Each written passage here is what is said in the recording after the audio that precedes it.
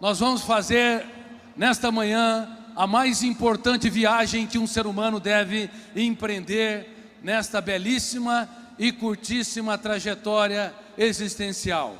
Uma viagem para dentro de nós mesmos. E o tema da minha conferência é felicidade roubada. Poderiam repetir? O som? Som?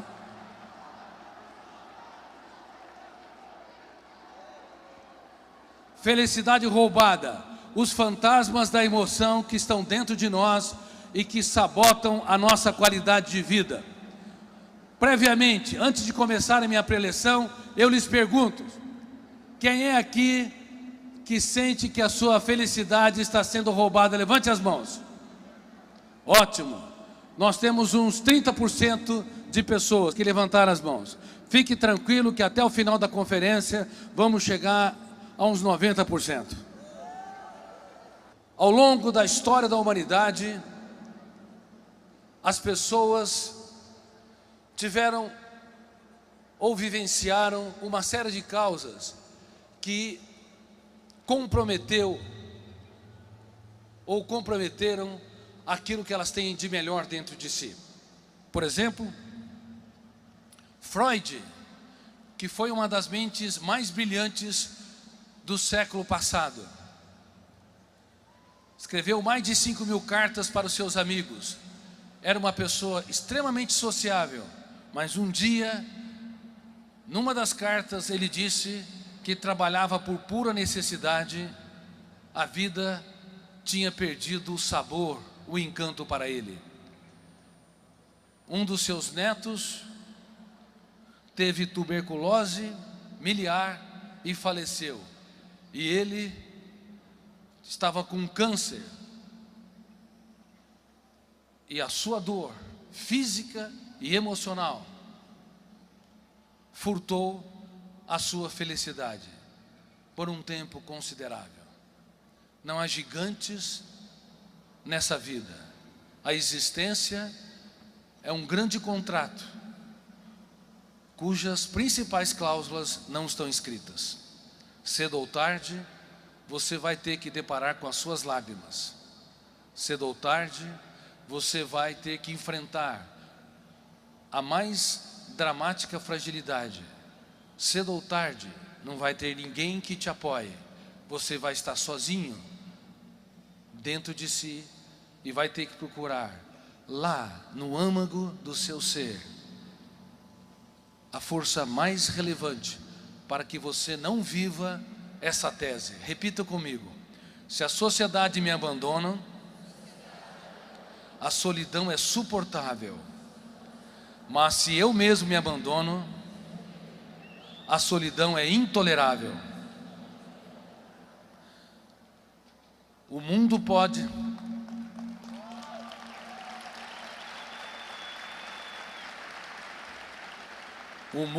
pode te abandonar, mas você, em hipótese alguma, jamais pode se abandonar. O homem que mais formou pensadores ao longo da história da humanidade, Jesus Cristo, um dia foi abandonado por todos os seus amigos, foi traído pelo mais forte e foi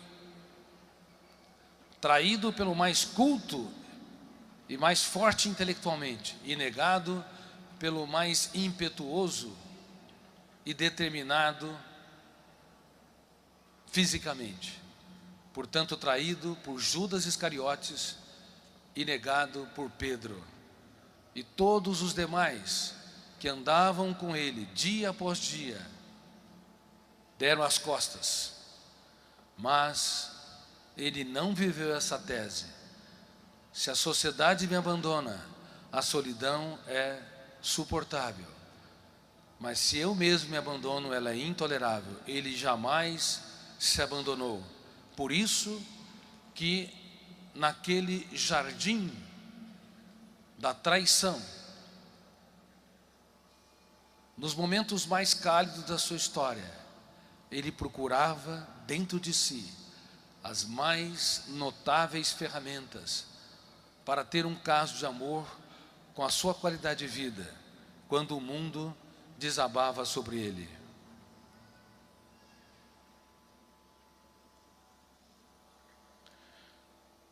Reitero, a vida é um grande contrato de risco.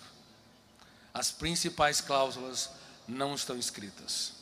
Cedo ou tarde, nós tropeçamos, passamos pelos vales dos vexames, pelas perdas, pelas frustrações, mas uma pessoa madura escreve os capítulos mais importantes da sua história nos momentos mais difíceis da sua vida.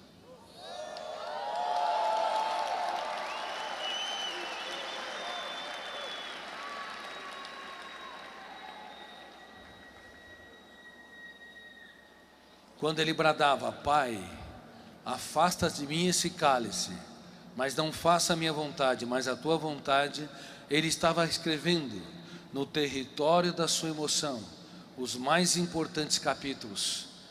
Ele estava gritando: a humanidade me abandonou, mas eu tenho um caso de amor com ela, jamais a abandonarei. Quando teus amigos te decepcionarem, te frustrarem, traírem, derem as costas, você deve gritar dentro de si: apesar de ser ferido, machucado, apesar de ser abandonado, eu apostarei tudo o que tem naqueles que pouco têm. Isso distingue uma pessoa frágil.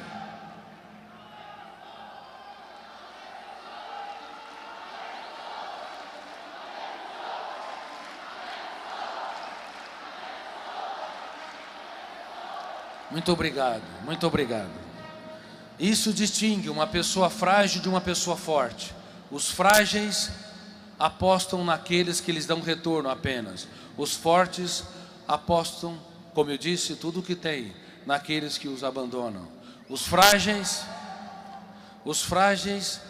julgam, os fortes abraçam.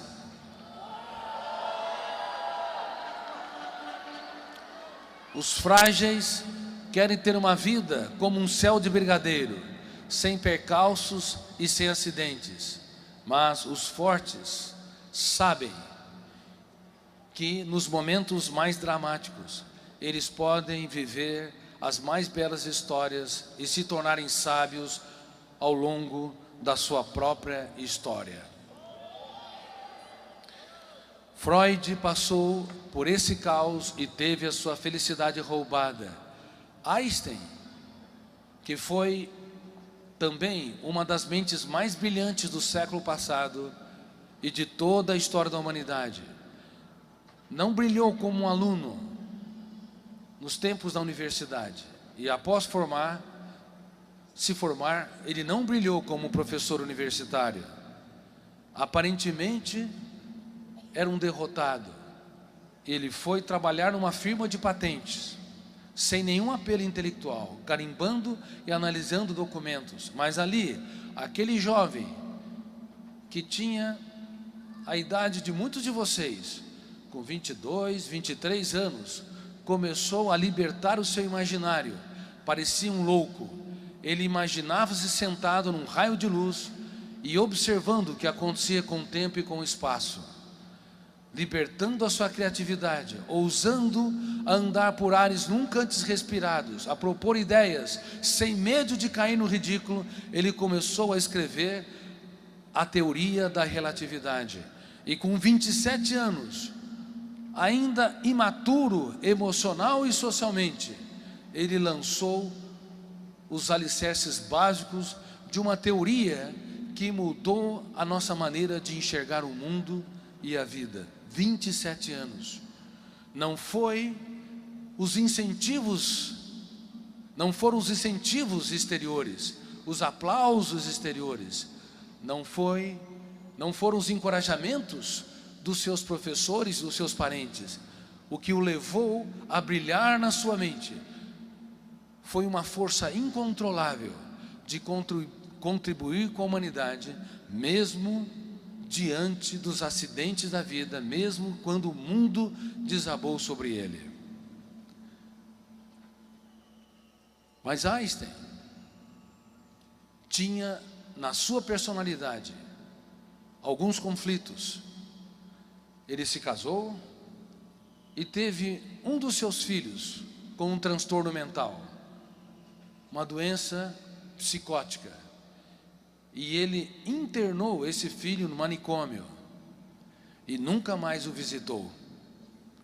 O homem que mais conheceu as forças do universo foi derrotado pelas forças de um universo mais complexo que o universo físico, a mente humana.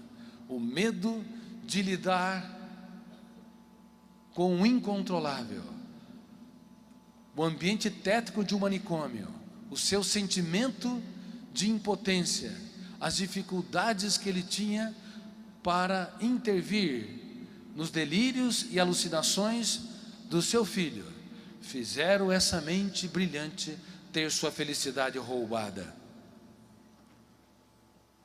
Não há gigantes, ninguém. Cedo ou tarde, como eu disse, você vai ter que encontrar os fantasmas da sua emoção: irritabilidade, sentimento de culpa, autopunição, sentimento de impotência, abandonos, solidão, raiva, ciúmes, medo de errar, medo do vexame. Cedo ou tarde, você vai encontrar os fantasmas mais insidiosos, mais invisíveis e mais poderosos, e que estão dentro de você, e a tua responsabilidade é domesticá-los.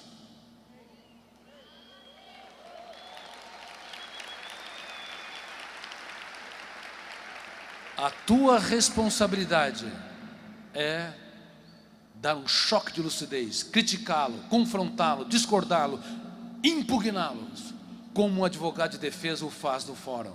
Mas infelizmente no mundo todo nós não temos treinamento para que o nosso eu, que representa a nossa capacidade de escolha para ser autor da nossa história, gestor da nossa mente. Infelizmente a educação mundial, ela está doente, formando pessoas doentes para um sistema doente. A educação mundial nos ensina desde a mais tenra infância, da pré-escola à pós-graduação, incluindo o mestrado e o doutorado, milhões de informações sobre o mundo de fora, do pequeno átomo ao imenso espaço, mas não nos ensina informações, técnicas, ferramentas para conhecermos o mais complexo de todos os mundos, de todos os planetas. Que planeta é esse? A mente humana. E por isso que frequentemente nós saímos como meninos, como diplomas nas mãos, despreparados para lidar com os vampiros emocionais que sugam o que nós temos de melhor. Dando conferência na Romênia para meus leitores, vocês sabem que eu sou publicado em mais de 70 países, dando conferência na Romênia para os meus leitores da área de psicologia, educação, medicina e outras áreas. Eu falei, na Romênia existe na Transilvânia a lenda do Drácula, e essa lenda surgiu a partir de um homem inumano que empalava os seus inimigos, os matava de maneira atroz. Claro, não existe Dráculas ou vampiros fora de nós, mas existem dentro de nós? Tenha certeza, de maneira metafórica, eu quero dizer que há muitos vampiros que estão dentro de nós, sugando o que nós temos de melhor. Vamos fazer um teste aqui? Quem é que sofre por antecipação? Levante as mãos, sejam sinceros. Vocês acabaram de detectar um vampiro emocional.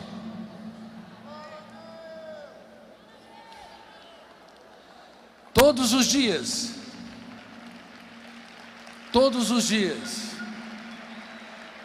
esse fantasma ou vampiro emocional que os leva a fazer o velório antes do tempo. Sofrer por aquilo que não aconteceu vai esgotando o seu cérebro, minando a sua criatividade, asfixiando a sua tranquilidade, seu encanto pela vida, sua capacidade de impactar as pessoas do seu trabalho, de fazer as coisas de um modo novo. E não apenas isso, não apenas o sofrimento por antecipação, o medo do que os outros pensam e falam de nós. Quem é que tem esse medo? Sejam sinceros, levante as mãos. Ou é preocupado excessivamente com o que os outros pensam e falam de si? Levante bem as mãos. Bom, vocês estão entendendo que eu perguntei quem tem sua felicidade roubada, uns 30% levantou as mãos, ou levantaram as mãos, agora nós já estamos em 60%. A preocupação excessiva com o que os outros pensam e falam de nós retiram o oxigênio da nossa ousadia.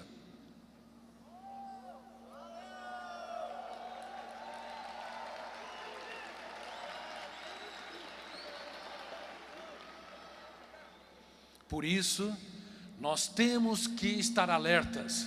O nosso eu tem de usar ferramentas para se preocupar sim com os outros, ter um comportamento ético, inteligente, afetivo, generoso, mas jamais vender a nossa paz, a nossa tranquilidade e a nossa saúde emocional em função do que os outros pensam e falam de nós. Caso contrário, nós perdemos a autonomia, nos tornamos servos, escravos em sociedade livres. E eu falei exatamente isso para grandes líderes, seja no Supremo Tribunal Federal, para o Ministério Público Federal, tenho falado para a Polícia Federal, tenho falado para magistrados de várias partes do país, na Câmara Federal, que nunca nas sociedades democráticas, onde temos liberdade de ir e vir, e de expressar as nossas ideias, houve tantos escravos no único lugar que é inadmissível ser um prisioneiro dentro de nós mesmos.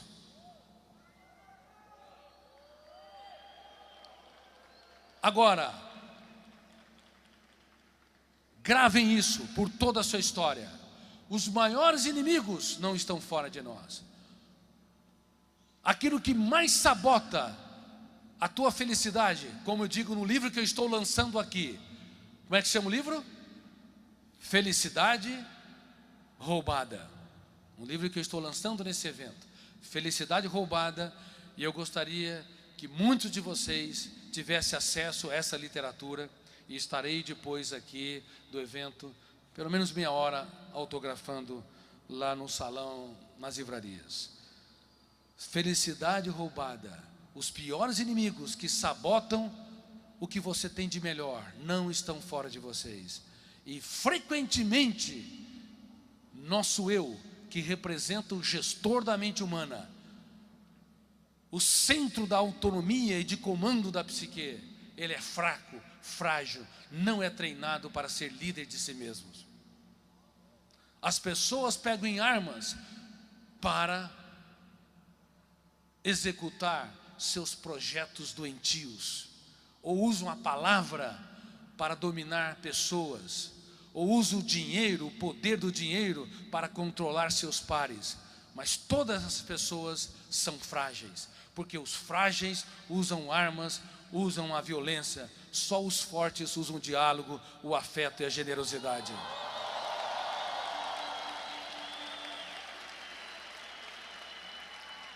Mas em que universidade, em que escola de ensino médio ou fundamental se ensinam que o eu pode e deve gerir a mente humana, que o eu pode e deve dar um choque de lucidez em cada pensamento perturbador, que o eu pode e deve discordar de cada emoção fóbica, angustiante, tensa, confrontar com cada sentimento de autopunição? Aonde, em que recanto das sociedades modernas as pessoas são treinadas com cursos, treinadas intelectualmente para deixar de ser vítimas, para ser protagonistas da sua própria história? Infelizmente, como eu disse, apesar de o sistema educacional no mundo todo, inclusive nos países nórdicos, na Suíça, Suécia, Dinamarca e assim por diante, na Ásia, como China, Singapura, Japão e tantos outros países, também na Europa Oriental e Ocidental e nas Américas, bem como África e Oceania.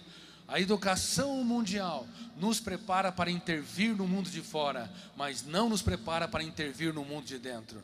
Nos prepara para ser gigantes no teatro físico, mas não para ser gigantes no teatro psíquico.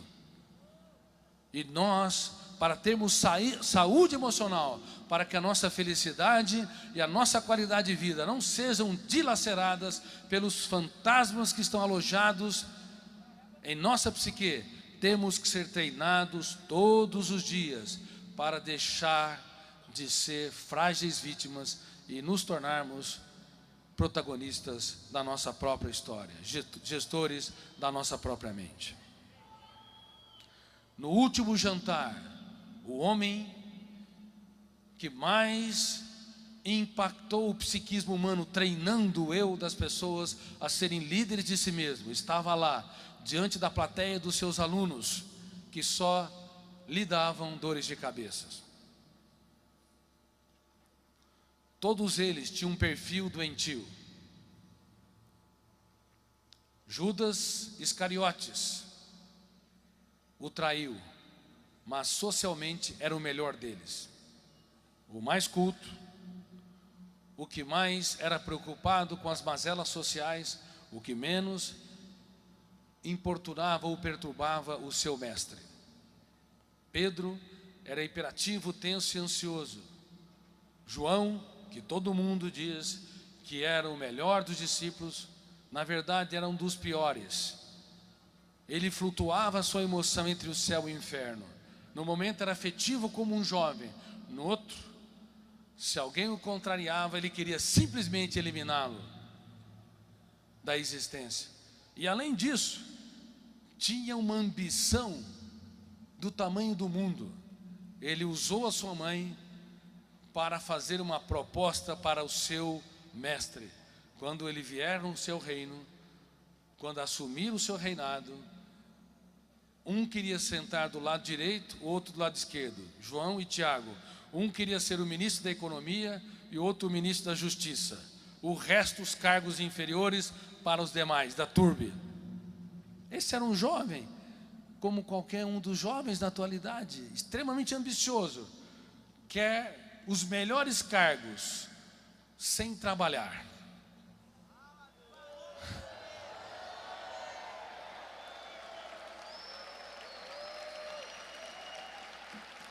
João não entendia, gravem isso, João não entendia essas ferramentas que nós trabalhamos e ensinamos no nosso instituto, no meu instituto, Instituto Augusto Cury, que dá cursos de treinamento do eu, gerenciamento da ansiedade, gerenciamento da emoção, excelência socioprofissional.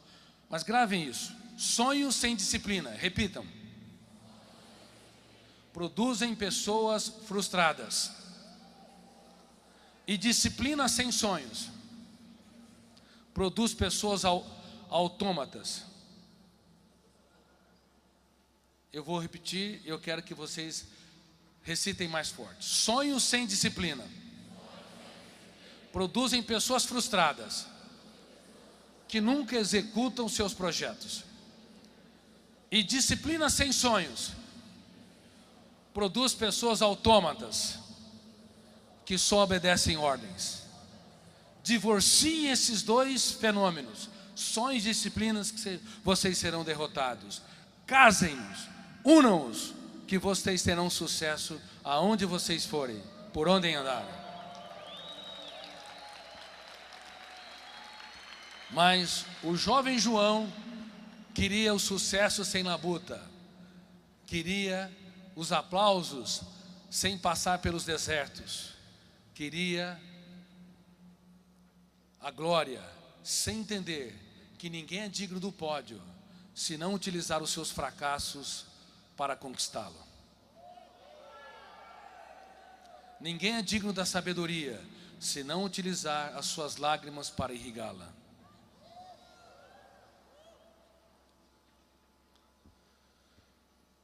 No último jantar, estava lá Jesus diante dos seus discípulos, e ele, ao invés de condená-los pelas atitudes inumanas, pela imaturidade, irritabilidade, necessidade neurótica de poder, necessidade neurótica de controlar os outros, não. Ele nunca deixou de ensinar, ele nunca desistiu de ninguém. Ele sempre, como eu disse, apostou tudo o que tinha naqueles que pouco tinha. Ele era nobre, ele era extremamente bem resolvido, ele era maduro. Por isso, eu que fui um dos maiores ateus que pisou nessa terra, quando analisei os seus comportamentos à luz da ciência, eu me curvei aos pés da sua inteligência.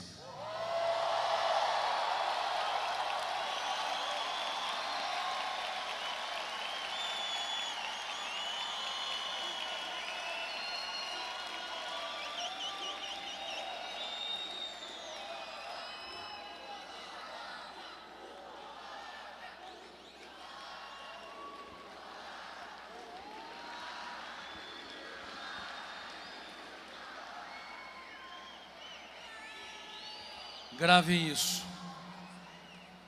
Uma pessoa madura nunca aponta os erros de ninguém. Uma pessoa madura elogia, valoriza a pessoa que erra mais do que o seu próprio erro.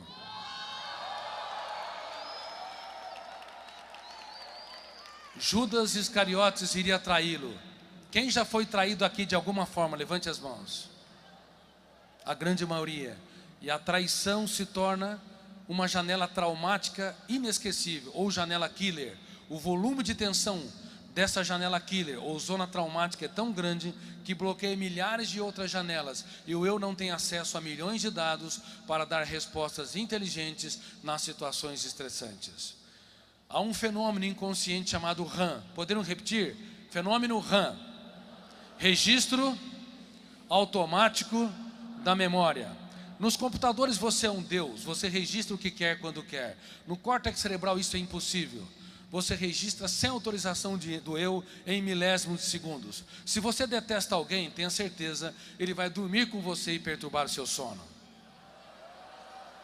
Porque o fenômeno RAM vai registrar e formar uma janela killer, cujo volume de tensão vai bloquear o circuito da memória. Por isso que nos primeiros 30 segundos de tensão, nós cometemos os maiores erros da nossa vida. Palavras que jamais deveríamos dizer para os nossos filhos. Atitudes que professores jamais deveriam ter para com seus alunos. E reações que executivos jamais deveriam expressar para os seus colaboradores são expressas nos primeiros e cálidos 30 segundos de tensão, quando somos presos pelas janelas killer. Por isso, quando alguém te contrariar, te criticar, quando você passar por perdas, frustrações, quando alguém te trair, a melhor resposta é não submeter à ditadura da resposta, é a não reação. A melhor resposta é fazer a oração dos sábios. Podendo repetir? A oração dos sábios.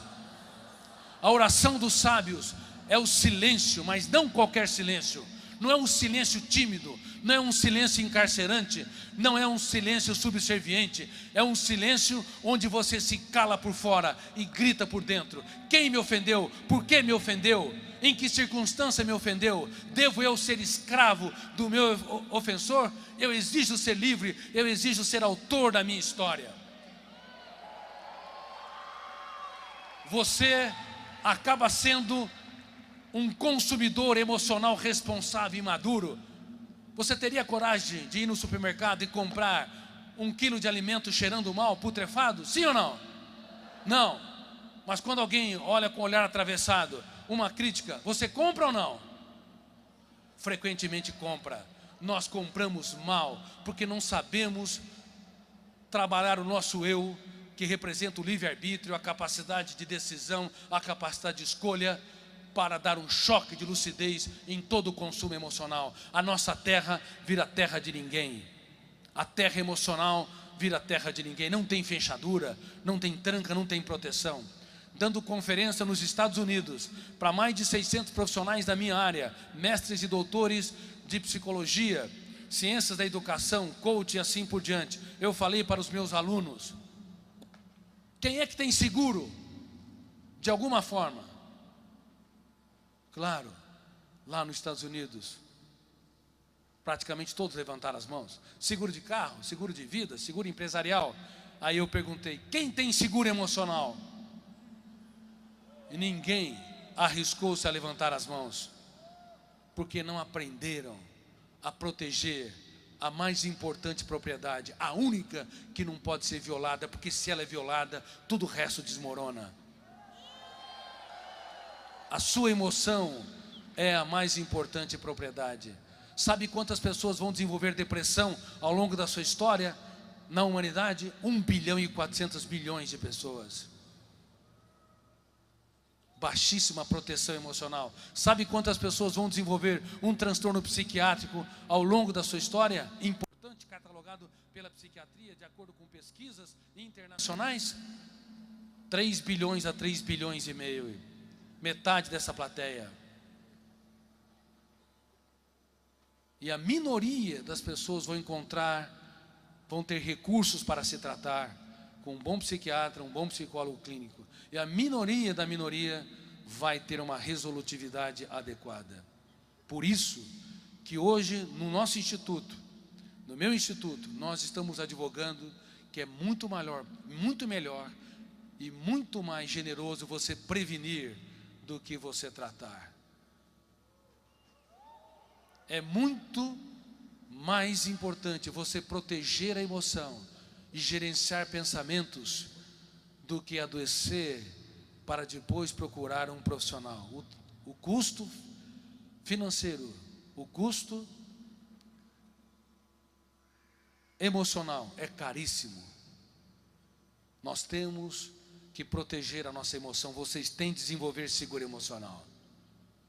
O mestre dos mestres, naquele jantar, desenvolveu o mais notável seguro emocional. Ele não vendeu a sua paz pela frustração, pela traição, pela negação, pelos estímulos mais estressantes que estavam ali, produzido por aqueles alunos naquela cálida refeição, na última refeição.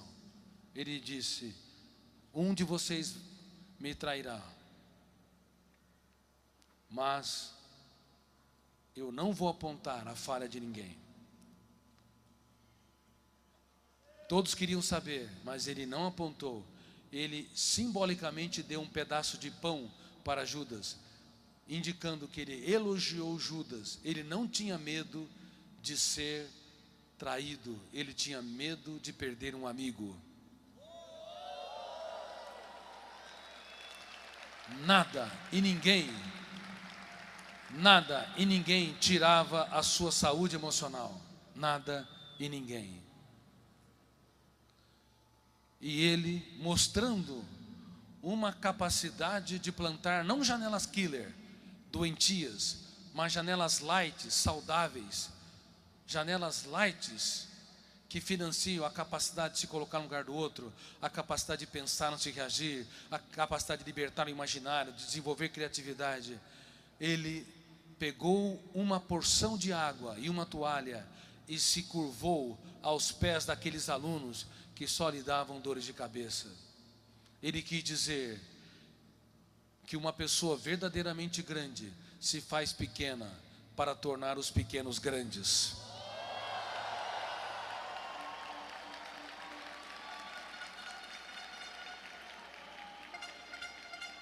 Ele protegeu a sua emoção, gerenciou seus pensamentos e desenvolveu o mais notável seguro emocional. Reitero, nada e ninguém roubava-lhe a paz, como digo nesse novo livro. Ele era gestor pleno da sua mente, mas não tem sido assim. Intelectuais estão sendo furtados no que eles têm de melhor. Padres e bispos católicos, tenho muitos amigos entre eles, estão furtando a sua tranquilidade e a sua saúde porque não tem proteção emocional. Pastores e bispos protestantes muitas vezes são ótimos para os outros, mas são algozes de si mesmos. Esqueceram-se de si, esqueceram de proteger a sua emoção e de cuidar da sua qualidade de vida. jovens como vocês, adultos como vocês, que estão no teatro social, trabalhando todos os dias, executando os seus sonhos, querendo impactar a sociedade, muitas vezes são ótimos para a sociedade, mas são também algozes ou carrascos de si mesmos.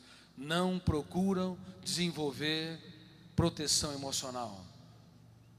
É por isso que bilhões de pessoas vão adoecer, e dentre elas pessoas notórias, maravilhosas, mas que infelizmente não aprenderam a ter um eu gestor da sua própria mente. Eu quero fazer uma pergunta: quem é que cobra demais dos outros aqui? Levante as mãos. Eu já entendi que você cobra demais mesmo. Só por esse grito você estressa seus pares.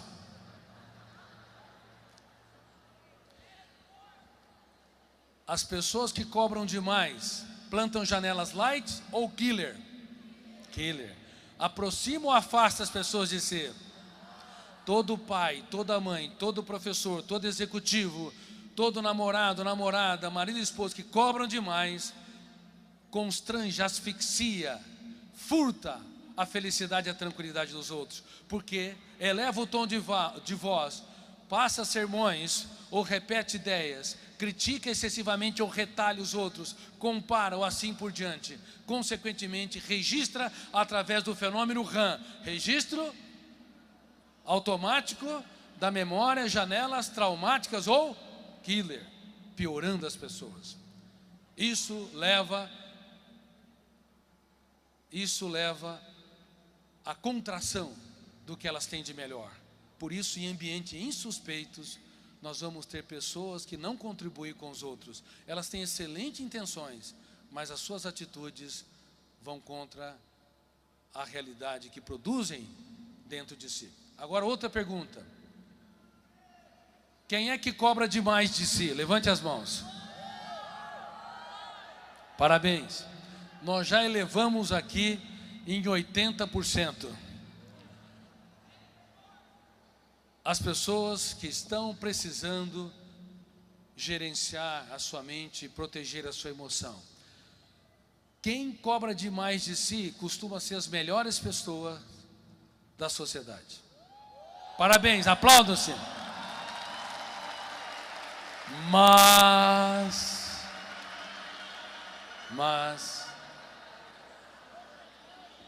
novamente eu digo, são carrascos de si mesmos.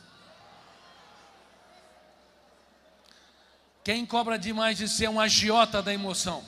O que um agiota faz? Ele nos empresta ou empresta para uma pessoa dinheiro quando ninguém confia mais nela. Mas ele cobra juros caros ou barato? Caro. E o agiota da emoção? Ele se doa, mas cobra cara a fatura. Ele cobra cara a fatura de si. Está sempre se punindo, sempre se pressionando, nunca satisfeito, não relaxa, não dá risada nem da sua estupidez. Você deveria dar risada de vez em quando da sua estupidez, de vez em quando da sua incoerência. Não leva a vida a ferro e fogo. Não furte a sua própria felicidade.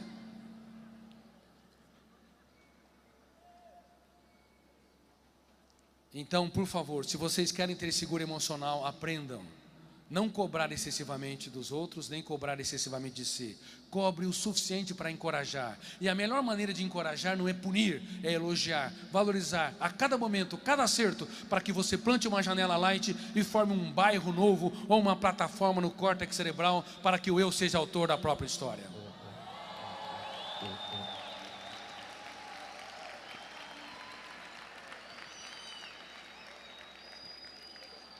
Terceiro ponto para formar uma mente livre e uma emoção saudável e não furtar a nossa felicidade.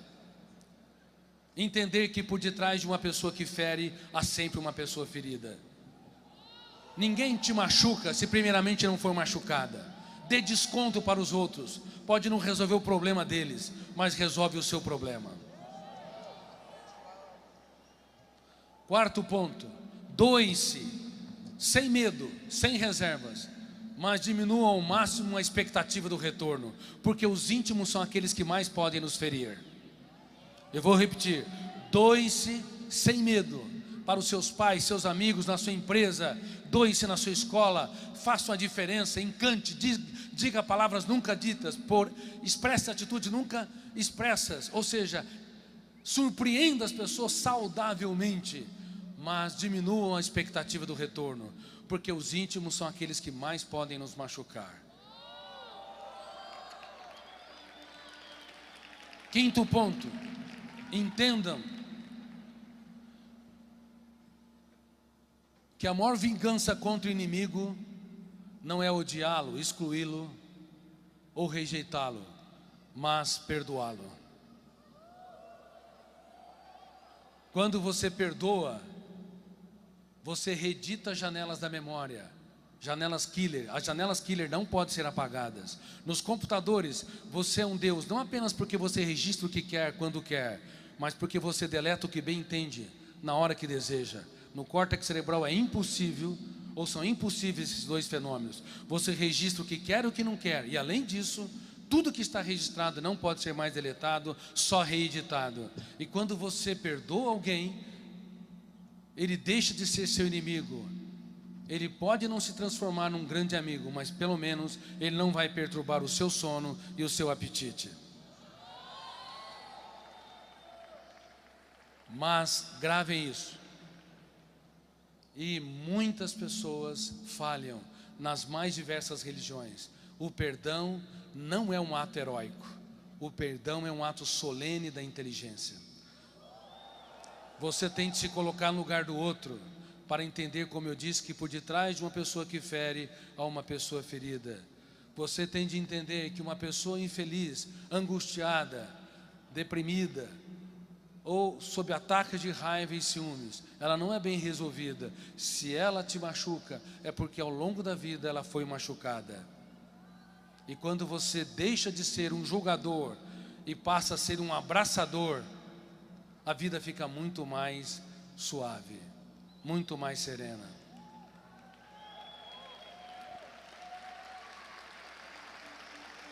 Quem sente que precisa perdoar mais de maneira inteligente, levante as mãos. E quem sente que precisa se perdoar, relaxar mais, levante as mãos. Isso, parabéns, parabéns. Eu gostaria de aplaudir vocês pela sua sinceridade. E se vocês estão dizendo que eu só tenho 10 minutos, então eu tenho que correr. E se vocês que estão acima da média estão com esses problemas, imagina o resto da população. Vocês não imaginam o caos que está a sociedade. Elas estão sem direção, sem estratégia. Seu eu não é minimamente protagonista da sua própria história. Os fantasmas da emoção que estão dentro delas estão furtando a sua felicidade. Felicidade é roubada. Isso é algo muito, muito sério. Quando eu escrevi esse livro, eu não imaginava que ele pudesse ser um dos livros mais lidos do país. Hoje é o livro adulto mais lido do país, é o romance psiquiátrico mais lido. Eu imaginava que houvesse uma ansiedade por ler um livro de maneira tão intensa, mas é um sintoma, infelizmente, de que a humanidade está adoecendo rápida e coletivamente. Perdemos a capacidade, ou não encontramos, não treinamos a capacidade de ser autores da nossa própria história, e vocês têm de ser autores da própria história. Agora eu quero falar de outra síndrome que eu tive o privilégio de descobrir, chamada síndrome do pensamento acelerado. Poderiam repetir? Muito bem. Síndrome do pensamento acelerado. Antes de falar sobre os sintomas e sobre ela, eu quero fazer uma pergunta. Quem sente que precisa de técnicas, ferramentas ou curso para gerenciar a sua emoção, a sua ansiedade? Levante as mãos. Então vamos lá. Gravem isso, gravem isso. Pensar é bom. Pensar com consciência crítica é ótimo. pensar demais é uma bomba contra a saúde emocional.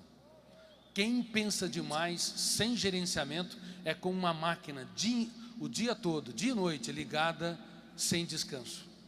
Aumenta a temperatura e as peças se fundem. Vamos ver como é que está a sua qualidade de vida em relação à síndrome do pensamento acelerado. Antes disso, gravem, não apenas o eu constrói pensamentos, mas há 3 fenômenos que lê a memória sem autorização do eu e que constrói pensamentos. Um deles chama alto fluxo. Ele lê a memória milhares de vezes para produzir imagens mentais, pensamentos e ideias, para promover entretenimento, prazer, encantamento, inspiração e sonhos. Só que esse fenômeno, que chama-se alto fluxo, repita comigo, ele é tão estimulado hoje pelo excesso de informação, televisão, games, dados, atividades, que ele constrói pensamentos numa velocidade nunca antes vista. Uma criança de 7 anos de idade tem mais informações do que o imperador romano tinha no auge de Roma. Produziu um desastre sem precedente na história, na mente humana, em todo o mundo, gerando a síndrome do pensamento acelerado. E nós temos um programa chamado Escola da Inteligência, para entrar na grade curricular 1 aula por semana, para que as crianças e adolescentes aprendam a gerenciar esses pensamentos. Quem tem amigos, filhos na idade de adolescência ou na fase de infância, levante as mãos. E quem é professor ou professora aqui, levante as mãos. Ótimo. Por favor, está o Bruno aqui, converse com ele sobre o programa Escola da Inteligência. E quem é de cidades fora de São Paulo, levante as mãos. Poxa, quantas pessoas. Nós, com muita humildade, eu renunciei aos direitos autorais do programa Escola da Inteligência para que ele seja acessível às escolas públicas e particulares, aqui e no mundo todo. E nós estamos aqui no West Plaza, no shopping, essa é uma grande notícia, com o Instituto Augusto Cury, para desenvolver cursos em todas essas áreas. E quem quiser conhecer o Instituto, procure o Bruno. E também, você que está em cidade de fora e tem o sonho de contribuir com a humanidade e de abrir um instituto na sua cidade, também procure o Bruno, porque estamos abrindo franquias no Brasil todo e também em muitos países. Então procure o Bruno. Podia se levantar, Bruno, por favor? Procure o Bruno, por favor. É uma grande oportunidade de contribuir com a sociedade. Bom, eu vou fazer uma série de perguntas aqui ligado à síndrome do pensamento acelerado. Levante as mãos com honestidade se vocês têm esses sintomas. Quem acorda cansado? Levante as mãos. Tem gente tão cansada que nem consegue levantar as mãos direito. Dores de cabeça? Levante as mãos. Dores musculares? Queda de cabelo? Irritabilidade? Quem tem dificuldade de conviver com pessoas lentas?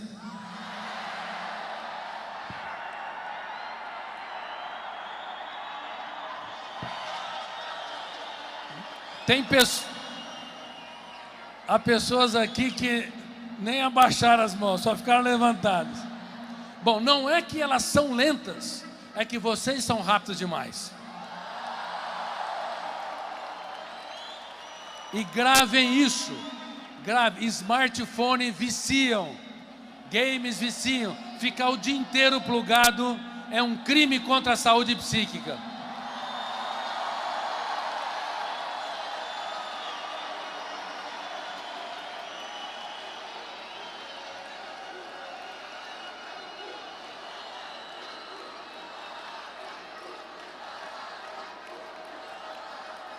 Tenho denunciado em mais de 60 países, tenho denunciado em tantos países, que na era digital nós precisamos nos desintoxicar digitalmente, aprender a contemplar o belo, fazer das pequenas coisas um espetáculo aos olhos, abraçar mais, dizer obrigado por você existir.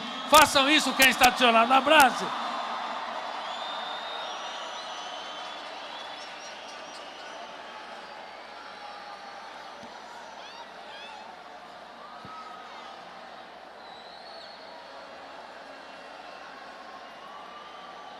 Queridos amigos, queridos amigos, queridos amigos,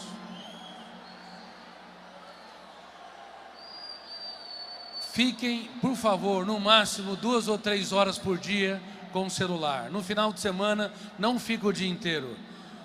Além disso, o comprimento de onda azul que sai da tela bloqueia a melatonina e também bloqueia o sono, desenvolvendo péssima qualidade de vida. Eu quero perguntar aqui, quem de alguma forma não dorme bem? Levante as mãos. Gravem isso. Você pode brigar com o mundo e vencer, mas se brigar com a sua cama, você vai perder. Ninguém consegue ter uma mente livre, uma mente brilhante, uma emoção saudável, se tem um sono comprometido. Síndrome do pensamento, precisa ou não gerenciar a sua ansiedade? Precisam gerenciar a sua ansiedade. É por isso que eu escrevi também o livro Ansiedade, como enfrentar o mal do século, que tem causado impacto enorme no Brasil.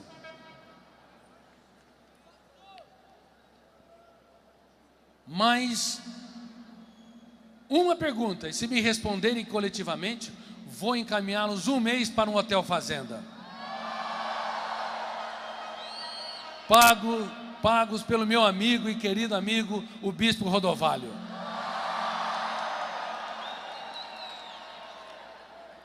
Levante as 2 mãos, mas sejam sinceros, hein? Levante as 2 mãos se tem sintomas. Quem tem déficit de memória ou esquecimento? Levante as 2 mãos.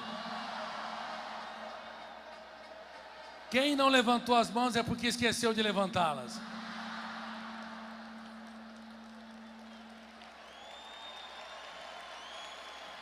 O cérebro na atualidade está tão estressado, tão tenso, tão esgotado, que ele diz, não tem jeito, eu tenho que desligá-lo ou desligá-la.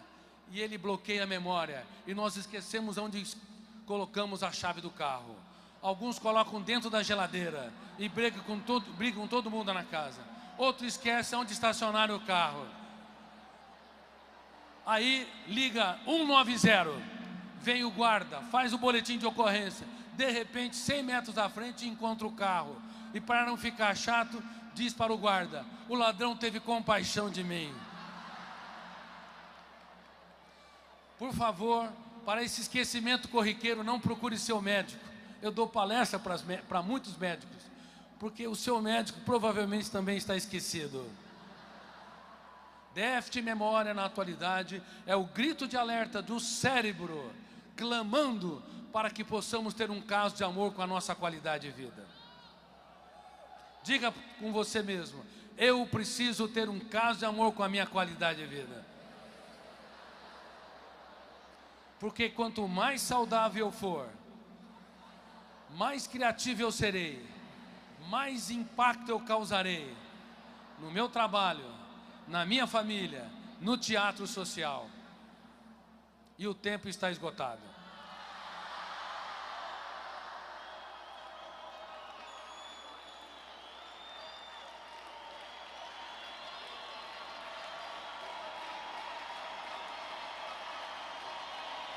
Muito obrigado.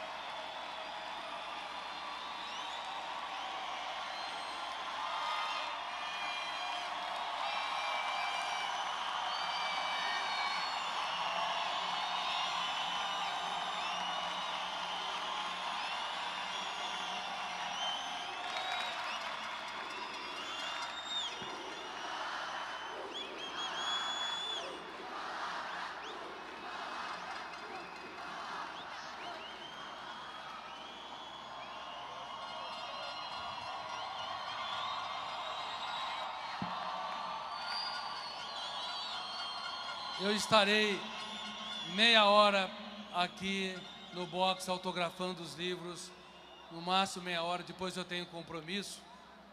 E eu vou pedir sinceramente que vocês deem um abraço carinhoso um no outro e digam obrigado por você existir, você é especial e insubstituível.